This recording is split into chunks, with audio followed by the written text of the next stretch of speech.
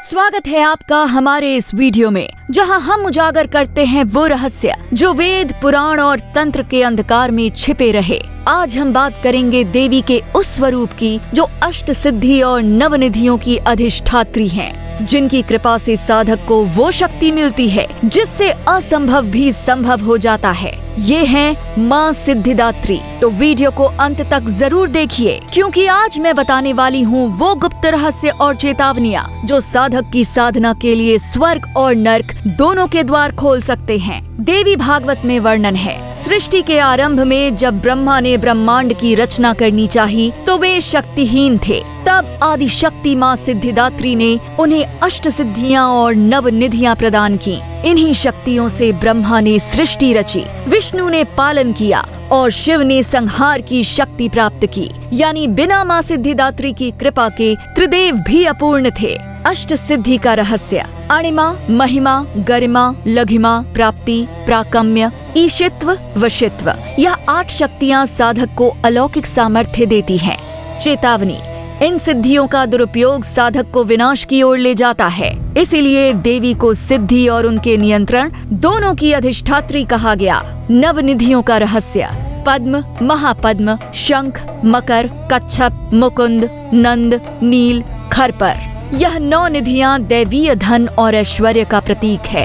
तंत्र में कहा गया है, माँ सिद्धिदात्री की कृपा से साधक को दिव्य संपत्ति प्राप्त होती है, लेकिन अगर साधक लालच में पड़ जाए तो यह वरदान श्राप में बदल सकता है। ज्योतिषीय संबंध: माँ सिद्धिदात्री का संबंध केतु ग्रह से माना जाता है। जो साधक नवरात्रि के 9वें दिन उनकी पूजा करता है, उनका केतु दोष शांत होता है और उसे आध्यात्मिक दृष्टि प्राप्त होती है।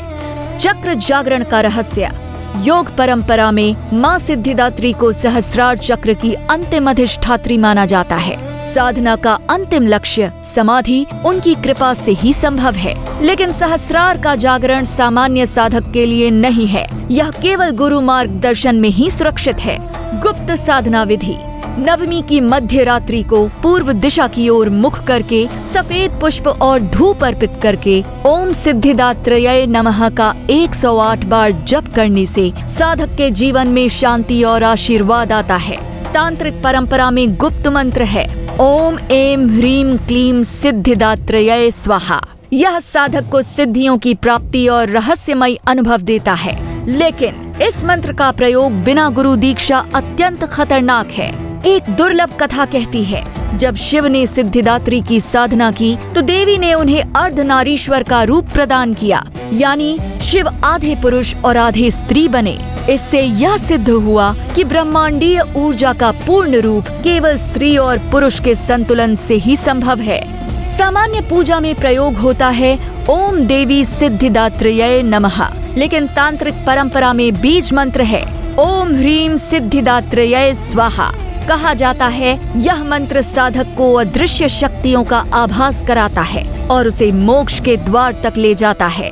चेतावनी: इसका जप केवल अनुभवी साधक और गुरु मार्गदर्शन में ही करें। कल्पना कीजिए, एक और ब्रह्मांड की रचना रुकी हुई है, त्रिदेव शक्तिहीन है और तभी माँ सिद्धिदात्री प्रकट होती हैं। अपनी दिव्य मुस्कान से अष्ट सिद्धि और नवनिधि प्रदान करती हैं। यही वह क्षण है जब ब्रह्मांडीय शक्ति पूर्ण रूप से प्रकट होती है। यह दृश्य साधक को सिखाता है कि केवल शक्ति भक्ति से ही नहीं, बल्कि नियंत्रण और संतुलन से भी प्राप्त होती है। माँ सिद्धिदात्री केवल सिद्धियाँ देने वाली देवी नहीं, वह वो शक्ति है जो साधक को मोक्ष और परम चैतन्य की अनुभूति कराती है।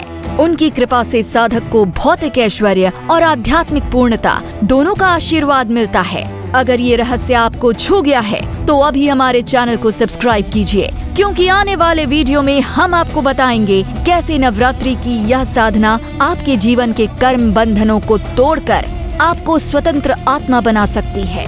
वीडियो को लाइक और शेयर करना न भूलें, क्योंकि माँ सिद्धिदात्री का आशीर्वाद वही पाता है जो ज्ञान और भक्ति को सबके साथ बांटता है। याद रखिए, सिद्धियाँ केवल शक्ति नहीं बल्कि जिम्मेदारी भी है, और उनका वरदान केवल माँ सिद्धिदात्री की कृपा से ही मिलता है।